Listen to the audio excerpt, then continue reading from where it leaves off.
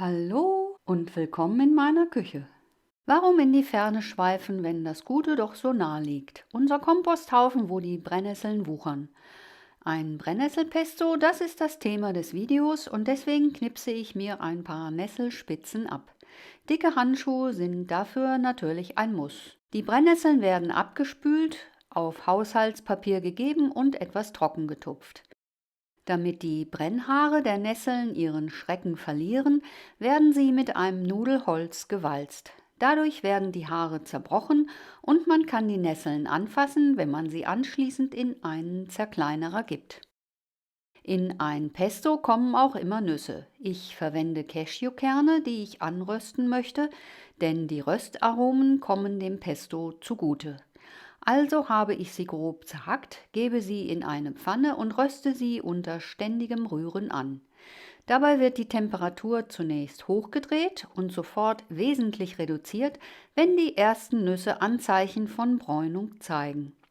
Anschließend müssen die Nüsse zum Abkühlen auf einen Teller gegeben werden, da sie in der immer noch heißen Pfanne anbrennen würden. Bis die Cashewkerne abgekühlt sind, kann ich mich um die weiteren Zutaten des Pestos kümmern.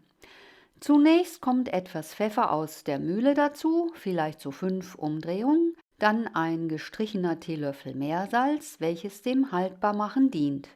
Wer das Pesto sofort essen möchte, nimmt nur die Hälfte. Des Weiteren kommen 4 Esslöffel eines neutralen Öles dazu.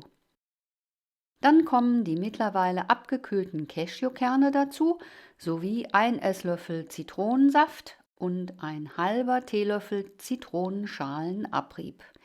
Wer will, kann auch noch eine Knoblauchzehe dazugeben, sowie etwas geriebenen Parmesan. Diese Zutaten habe ich jedoch weggelassen, denn so habe ich eine größere Geschmacksvielfalt.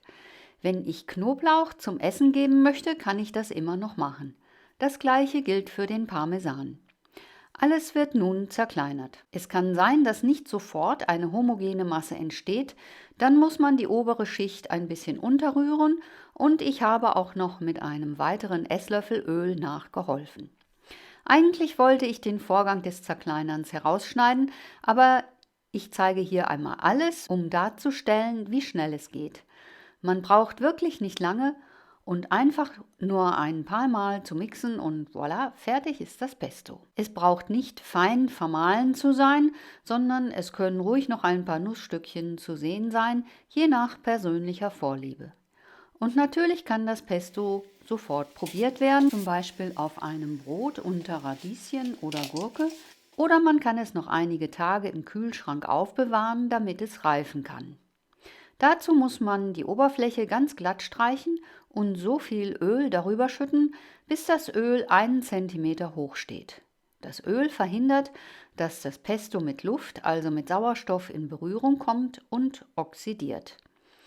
Wenn man dann das Pesto aus dem Glas entnimmt, muss es dann auch wieder glatt gestrichen und mit Öl aufgefüllt werden. Das Pesto hat einen frischen Geschmack und verleiht dem Essen eine sehr interessante Note. Brennnesseln sind sehr gesund und sie dienen vielen Lebewesen als Heimstätte. Warum also immer den Basilikum vom Supermarkt nehmen, wenn die viel aufregendere Variante so nahe ist? Man kann mit dem Pesto zum Beispiel eine Brennnesselquiche machen oder man kann ein Spargelrisotto damit aufpeppen. Die Links zu den Videos werde ich unten in der Beschreibung veröffentlichen. Zutaten und Mengenangaben finden sich am Ende des Videos. Viel Spaß beim Nachkochen und wie immer guten Appetit!